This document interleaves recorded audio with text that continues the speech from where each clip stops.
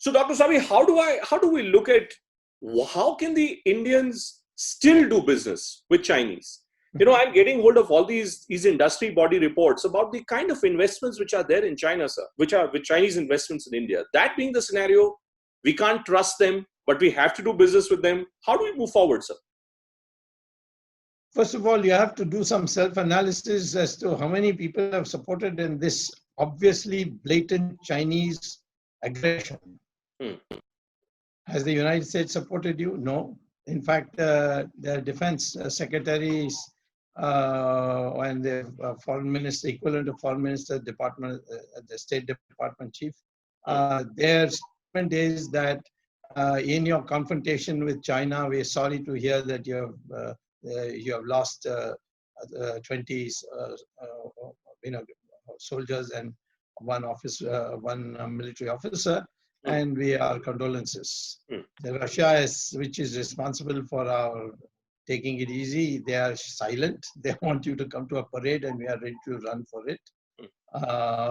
Our foreign minister wants to talk about COVID with Chinese and the Russians. I mean, I don't understand. Here is a question. First, you please assess, have you made up your mind that the Chinese are in the nature of an enemy now? Or are a friend who have gone wrong and we want to win them back? What do you think? Are they friends who've gone wrong? Or are they simply enemies disguising themselves as friends? There is a way to deal with Chinese, and I don't think our government has a clue about it. Because none of them has studied Chinese. They have a peculiar psychology. They will they do lots of things which normally you would not expect. Got Kailash Mansaro open. They have still not closed it. They closed the one which they opened for Modi in Sikkim. There are many things that they promise and they keep, and there are many things they break. Now, in this particular thing, it is without warning, without information. But I think they may have thought that we are taking them very lightly. I can't say. The issue is they are our neighbors. We can defeat them. There's no question. All the logistics are in our favor. You just need to prepare for it. You have reduced the defense expenditure in the budget to now less than 2%. I remember Parikar almost was in tears.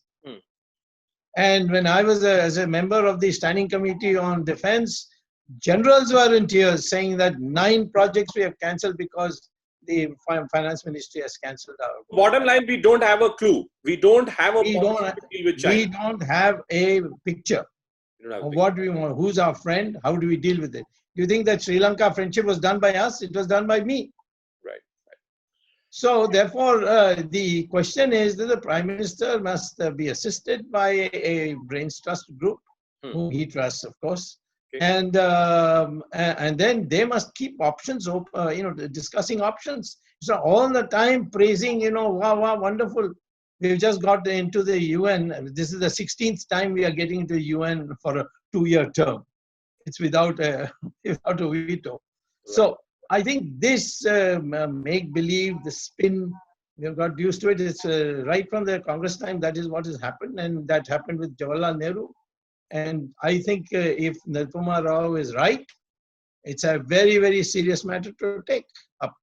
All right. Is this a message to Mr. Modi? I would say Modi must dispel this impression by publicly asking by name Xi Jinping, please keep your promises and withdraw all your soldiers across the lines of actual control. Okay. Dr. Swamy, thank you so much, sir. Thank you so much for joining us and giving us those direct and blunt answers.